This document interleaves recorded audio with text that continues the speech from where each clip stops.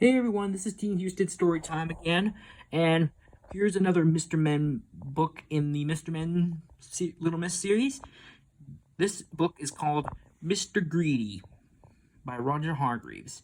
And just so you know, he's not greedy with money, he's actually greedy with food, like he likes food, like, whatever. So anyway, here we go. Mr. Greedy by Roger Hargreaves. Mr. Greedy liked to eat. In fact, Mr. Greedy loved to eat, and the more he ate, the fatter he became. And the trouble was, the fatter he became, the more hungry he became. And the more hungry he became, the more he ate. And the more he ate, the fatter he became, and so it went on. Mr. Greedy lived in a house that looked rather like himself. It was a roly-poly sort of a house. One morning, Mr. Greedy awoke earlier than usual. He'd been dreaming about food, as usual, and that made him wake up feeling hungry, as usual. So Mr. Greedy got up, went downstairs, and ate the most enormous breakfast. This is what Mr. Greedy had for his breakfast. Toast, 2 slices, cornflakes, 1 box, milk, 1 bottle, sugar, 1 bowlful, toast, 3 slices, eggs, 3 boiled, toast, 4 slices, butter, 1 dish, orange marmalade, 1 jar. When he had finished his enormous breakfast, Mr. Greedy sat back in his chair, smiled a very satisfied smile, and thought, "That was a delicious breakfast," he thought to himself. "Now I wonder what would be nice to have for lunch." He decided in order to work up an appetite for lunch, he would go out for a walk. That morning, Mr. Greedy walked and walked and walked, and he discovered a cave. "That's funny," he thought. "I don't remember seeing that there before." Mr. Greedy, being a curious sort of fellow, decided to explore. He entered the dark cave. Inside, he discovered some giant steps leading upward. Mr. Greedy, being a curious sort of fellow, decided to climb up. They were very steep and very difficult to climb. But with much huffing and puffing, Mr. Greedy climbed up and up. At the top of the steps, Mr. Greedy came to a door. It was without a doubt the biggest door that Mr. Greedy had ever seen, and it wasn't quite shut. Mr. Greedy, being a curious sort of fellow, decided to see what was on the other side of that door.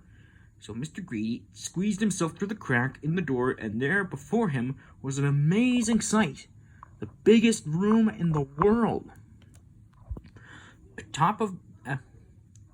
floor was as big as a field, the table in the middle of the floor was as big as a house, and the chairs around it were as high as trees.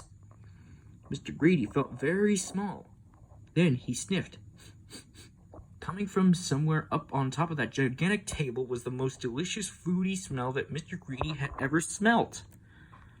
Mr. Greedy sniffed again, and then decided that he must get up onto that table. So he began to climb up the leg of the enormous chair. It was very difficult, and it took him a long time, but eventually Mr. Greedy stood on the table. Everything was larger than life. The salt and pepper shakers were both bigger than Mr. Greedy himself. There was a bowl of fruit on the table, and Mr. Greedy tried to lift up one of the oranges. And Mr. Greedy, being Mr. Greedy, took a bite out of one of the apples, too. Then he looked around. Over on the other side of the table stood the source of that delicious smell. A huge, enormous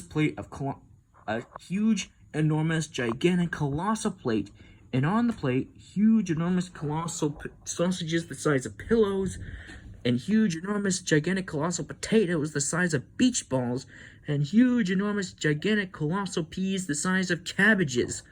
Mr. Greedy hurried across the table towards the plate, and being Mr. Greedy, began to eat. Suddenly, a shadow fell across the plate, and Mr. Greedy found himself being picked up by a giant hand and looking into the eyes of a real, live giant. "And who," thundered the giant, "are you?" Mr. Greedy was so frightened that he could only just manage to squeak his name.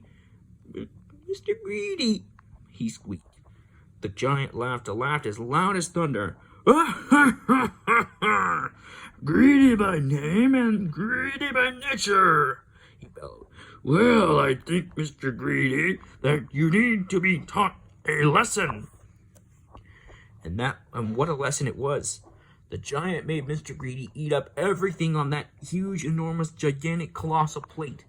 When he had finished, Mr. Greedy felt very ill indeed, as if he would burst at any minute. "Now," said the giant in a much quieter voice, "do you promise never to be greedy again?" "Oh, yes," moaned Mr. Greedy. "I promise." "Very well," said the giant. "Then I'll let you go." Mr. Greedy climbed down from the table and went out through the door feeling very fat and extremely miserable. And do you know, from that day to this, Mr. Greedy has kept his promise. And you know something else as well? Mr. Greedy doesn't look like he used to look anymore. And now he looks like this, which I think suits him a lot better, don't you? So if you know anybody who's as greedy as Mr. Greedy used to be, you know what to tell them, don't you? Beware of giants.